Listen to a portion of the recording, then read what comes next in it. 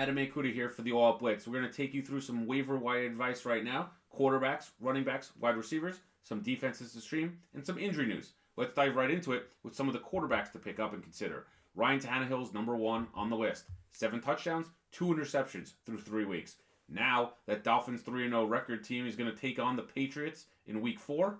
Well, the Patriots just got gashed by the Jags and the Lions. No reason to think Tannehill cannot find his success again this week against the Patriots, who are 25th in the league against the pass. You then have Andy Dalton. Yes, he struggled a bit yesterday in their road loss at Carolina, but A.J. Green missed much of the second half with an injury. He should be back. Tyler Boyd's developing into a clear number 2 receiver. 8 touchdowns to start the season for Dalton. I think he has a big week now against the Falcons, who just got lit up by the Saints yesterday and Drew Brees. So I would add Dalton and stream him as well in DFS. Then you got Baker Mayfield. What a debut for the rookie out of Oklahoma. Yes, he lit up the Jets, but will he translate that to another performance on the road at Oakland? Wait and see on this one. He needs to develop his chemistry with Antonio Callaway and David Njoku. He did that with Jarvis Landry already, but let's see some more from Baker before we jump out of our pants to go get him on the waiver wire. Let's turn our attention to the running backs, and another oldie but goodie is back, Adrian Peterson. 2 of 3 games this season, over 95 yards. Yesterday, he went over 100. He has 3 total touchdowns, and until this guy breaks down, you got to ride him for whatever he's worth. Another guy, a former Redskin on this list, is Alfred Morris. Scored yesterday as Matt Breida got banged up a little bit. If you're a Breida owner and you need a potential flex running back, Alfred Morris is a good pickup. 12 carries in 3 straight games. He's averaging 4.79 yards per carry. I think he's a solid pickup. Then you got Chris Ivory, who came in for LaShawn McCoy yesterday in that shocking win for the Bills against the Vikings. 100 total yards and a score. You also got Sony Michel, who came in for Rex Burkhead, who's hurt again. We'll talk about him in a little bit. And he really established himself as the lead back for the Patriots. So for me, he's someone I'm going to target in some leagues where you're looking for that depth at running back. Yes, they have James White, but Michel looks to me like the guy that's going to be the bell cow back getting those carries, especially at the goal line when they get down there. Then let's take a look at some of the receivers to target. And the first one on my list here is Tyler Boyd. Breakout performance against the Ravens in week 2. Another huge game yesterday. 6 catches, over 100 yards, and a touchdown. With Joe Mixon now out with the arthroscopic knee surgery, he's someone I would certainly play.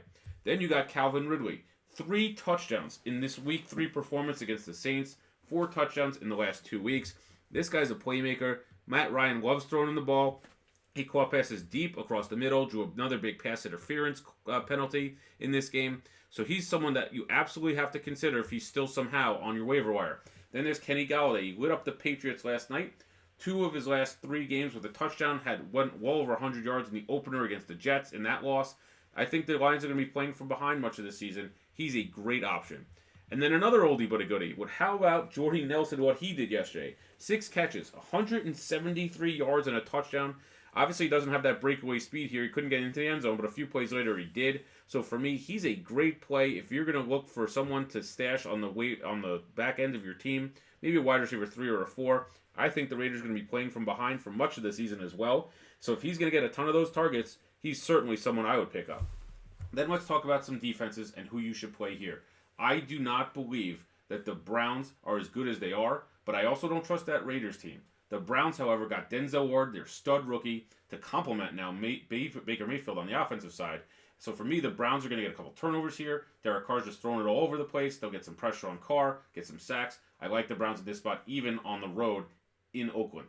Then you have the Packers. I just don't trust the Bills. Yes, they blew out the Vikings, but can Josh Allen really do it 2 weeks in a row? No LaShawn McCoy, most likely. I'll go with the Packers and pick them up. Another team to stream on the defensive side is the Chargers. If C.J. Beathard is going to get the start for the 49ers with Jimmy G out, I'm certainly going to play the Chargers everywhere I can. I just cannot trust C.J. Beathard, and I don't know how he's a backup in this league. Another one to consider is the Lions. You see what they did last night against the Patriots. The Cowboys' offense is inept. They can't protect Dak Prescott. Ezekiel Elliott can't get going. So for me, the Lions are a solid streaming option next week as well.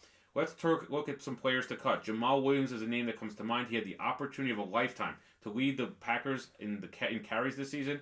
He's basically fallen on his face the first 3 weeks. Aaron Jones is back. Maybe they make a play for Le'Veon Bell. To me, Jamal Adams is someone you could cut. Same for Rex Burkhead. Week 1 concussion, he was out. Week 3 neck injury.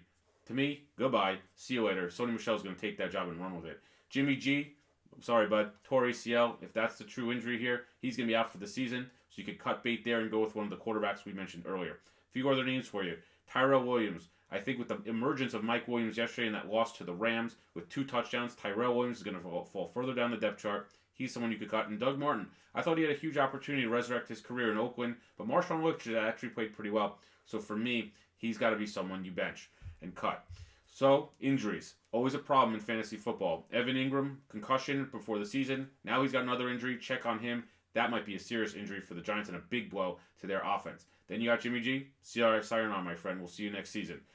AJ Green, bad groin. Didn't play much of the second half yesterday. He should be back for next week. That's what he said. Dream matchup against the Falcons. So for me, you got to get AJ Green in your lineups next week. He's my probably number one receiver play if he's healthy next week.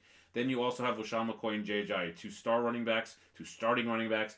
This has a bigger implication than you know because of the fact that Smallwood, Clement, and Ivory are all on that waiver wire list to grab this week if they haven't been claimed already. Those are 2 injuries to watch. So for more analysis as we kind of go through here in the rest of the season, certainly tune in to the All Out Blitz Sunday mornings as we answer your questions in real time, and hit me up on the Fantasy Forum throughout the week with any questions and advice. Have a good evening, and we'll talk to you during the week.